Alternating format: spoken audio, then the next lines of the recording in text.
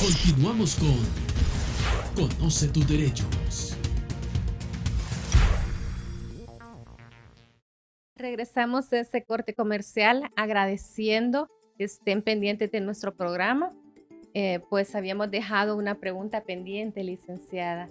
Con esta unión no matrimonial, ¿existen derechos, existen obligaciones o es como antes que decían, no, no nos casemos porque no quiero obligaciones? ¿Cómo no? Bueno, vale decir que siempre hablando de eh, la Constitución establece que no solo el régimen matrimonial va a ser protegido por el Estado o por las leyes secundarias, sino también la unión no matrimonial. Por eso que les decía, ¿verdad? Que eh, pues la Constitución reconoce esa parte sociocultural que nosotros tenemos o teníamos con mucha más frecuencia antes, ¿verdad? De estas relaciones en que se iban a vivir juntos, pues sin que mediara el matrimonio. Ahora, ¿tenemos derechos en estas uniones no matrimoniales? Claro que tenemos derechos, ¿verdad? Y para comenzar, tenemos un régimen patrimonial y esto es importante y créame que es el grueso de la duda de las personas, ¿verdad? Que si en las uniones no matrimoniales se tienen ese tipo de derechos, claro que sí. El régimen patrimonial que rige es de participación en la ganancia, ¿verdad? Y también tienen que aportar cada conviviente a los gastos familiares, ¿verdad? Entonces, el régimen patrimonial es igual como en el régimen matrimonial. No podemos decir o en este caso obviar, ¿verdad? Que si nos unimos para formar una familia, al formar esta familia, llámese matrimonial o una unión no matrimonial, también adoptamos esos derechos, ¿verdad? Y esas responsabilidades. Eso implica que se acaba aquel término hasta cierto punto discriminativo, el hijo bastardo que nacía fuera del matrimonio. Claro. eh, Antes, y aquí les traigo, digamos, a la memoria el Código Civil de 1860, un código que era la base nuestra, la base en toda la parte civil y de familia, ¿verdad? Ese código era el que regía para las relaciones familiares con un corte religioso, ¿verdad? Eh, Teníamos varios títulos para hijos que no eran los hijos legítimos, es decir, los hijos que nacían dentro del matrimonio. Y dentro de esos títulos tan peyorativos que utilizábamos para los niños y niñas, estaban los eh, concubinos, bastardos, sacrílegos, y todo dependía de dónde provenía, ¿verdad? O de dónde resultaba el nacimiento de este niño, ¿verdad? Entonces, esa idea de hijo bastardo, de hijo ilegítimo, de hijo por el matrimonio y de hijo natural, eso el Código de Familia viene y rompe con ellos, ¿verdad?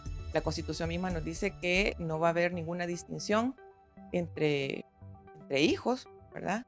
Ni, ni mucho menos tampoco aquellos adoptivos, ¿verdad? De las relaciones en el matrimonio o fuera del matrimonio. Ya esas distinciones, pues a estos días ha perdido vigencia. Bueno, quedamos claros que no hay ninguna distinción en derechos para los hijos adoptivos, para los hijos nacidos fuera del matrimonio, como para los hijos nacidos en un matrimonio. Licenciada, a nosotros nos interesa mucho conocer y saber qué quiere la gente o acerca de qué tiene dudas. Salimos a la calle y pues nos hicieron estas preguntas. Las vamos a ver en este momento. Hola, mi nombre es Vilma Inora. Quisiera preguntarle a la licenciada que si en mi caso, si me separo, me quitan a mis hijos. Hola, licenciada. En mi caso, yo soy Roxana. Quisiera saber si en mi caso el padre de mis hijos me debe cuota. Quisiera saber si las puedo recuperar. Hola, mi nombre es Francisco Alberto Gavidia Alvarado. Si yo me quedo con mis hijos y la mamá se fue, ella me debe de ayudar. Bueno, es una pregunta bastante común y me alegro que la hayan hecho, ¿verdad? Porque, digamos, pongámonos en la situación de una familia, de una señora o de un señor que ya lleva varios años en una relación matrimonial que es disfuncional, ¿verdad? Para todos, la idea cuando uno se casa o cuando se va a una unión no matrimonial es precisamente cumplir con esa función del matrimonio o de la vida juntos, que es para toda la vida, ¿verdad? Pero lamentablemente no en todos los casos sucede esa situación.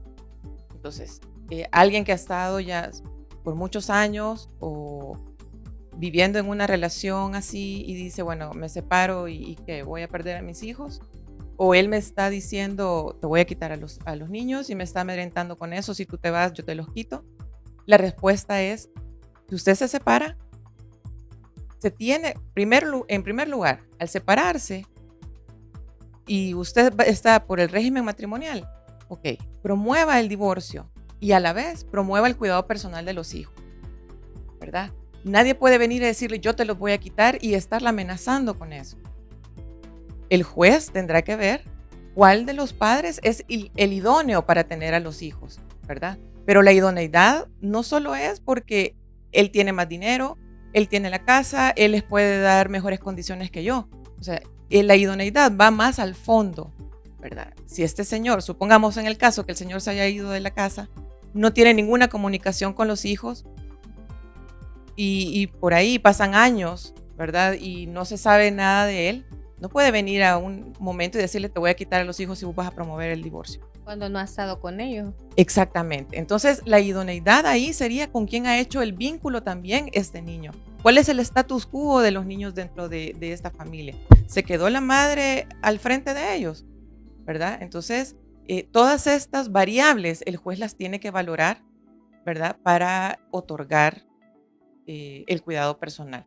Pero no puede una persona estar siendo amenazada con que le quiten a los hijos, ¿verdad? Bueno, con respecto a las cuotas de alimentos,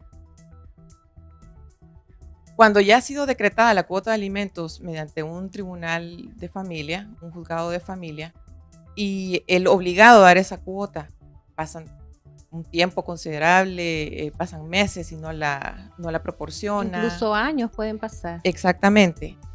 Antes nosotros teníamos una norma que decía que si pasaban 2 años y los alimentos no fueron reclamados, la ley entendía que usted no los necesitaba, ¿verdad? Los perdía, me imagino. Y los perdía. Entonces, pero con la reforma que se hizo al Código de Familia, eso ya no sucede, ¿verdad? Entonces, quien ya ha tenido una cuota de alimentos, ha sido decretada y no la paga, estará en el acreedor o el representante legal del niño para ir a pedir que se ejecute esa cuota de Así hayan alimentos. pasado 10 años, licenciado. No importa, porque la ley dice que esos alimentos no van a prescribir, ¿verdad? Entonces tiene que reclamarlos ¿a dónde, licenciada? La ejecución de la sentencia de alimentos va a ser en el mismo tribunal en donde se llevó a cabo o donde el ¿Dónde juez... se le dictó la sentencia? Exactamente. Bueno, este caso es muy interesante porque, digamos, tenemos noticias de familias en donde es el hombre el que abandona el hogar familiar, ¿verdad? En donde es el hombre el que deja a los hijos, el que se va y comienza una nueva historia familiar, ¿verdad? Y es la madre la que adopta esa obligación de cuidado, de protección y de alimentos hacia el hijo. Pero ¿qué pasa cuando es la madre la que se va de la casa? Que actualmente se dan muchos casos, licenciada. Exactamente, ¿verdad? Aquí no estamos para juzgar por los motivos por los que se haya retirado de la casa. Pero el punto es que si la madre puede ayudar a sufragar esos gastos de los hijos, y la respuesta es sí se puede, ¿verdad? Tanto madre como padre están obligados a solventar las necesidades de los hijos de acuerdo a los ingresos que cada uno tenga, a las posibilidades que cada uno tenga, ¿verdad? Tenemos en el Código de Familia lo referente a los gastos familiares, y ahí la ley nos dice que los gastos familiares se van a cubrir de acuerdo a estas digamos, a sus recursos, ¿verdad? Yo no le voy a ir a pedir el imposible a alguien cuando yo sé que no tiene ni siquiera para vivir él, ¿verdad?